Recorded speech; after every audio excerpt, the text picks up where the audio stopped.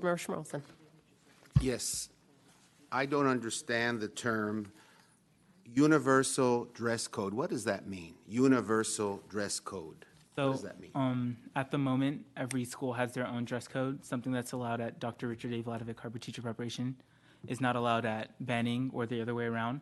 And sort of the point of this is to, like, I've sat down and thought long and hard about what else school sites would need to restrict, like outside of a universal code. Like, what else could be possibly unique to their experience, except for maybe like further restrictions as it relates to gangs. So maybe like certain styles, not certain styles, but certain like items or like certain colors of hats and T-shirts like that. And I included protections for that.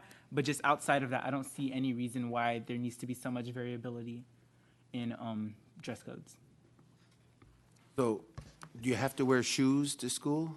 Can you come barefoot to school? No, Why not? because safety.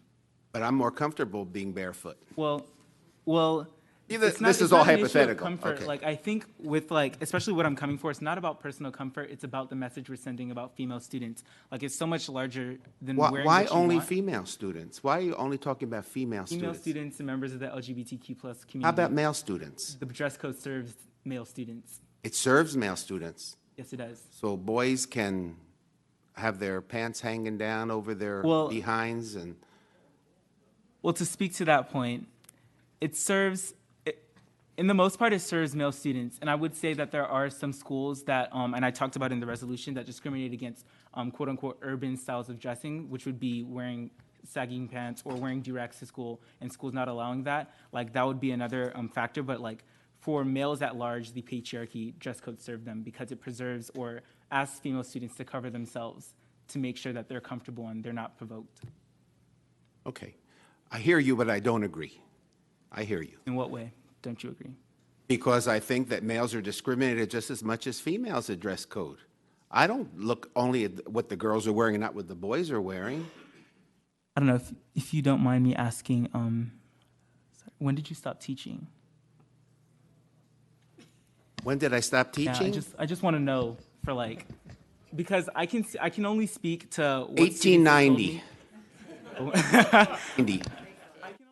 I can only speak to the experience of students now, what they've said, what they see, and I can only speak to my experience. I don't see boys getting dress coded. I've never seen a male student dress coded at my school. I only see school administrators, female and male alike, chasing female students around, telling them what you're wearing is provocative. You need to cover this up. You need to wear PE clothes. And that's kind of the sentiment that this resolution has. And I don't think in any way am I going to start to make this about males. I don't agree that males are discriminated in the same way because it's just not true. Because the dress code, school sites create their dress codes with certain internalized misogyny. And I'm actually going to read something concerning that right now. Rampant internalized misogyny often goes unnoticed and in some situations is even understood as social norms.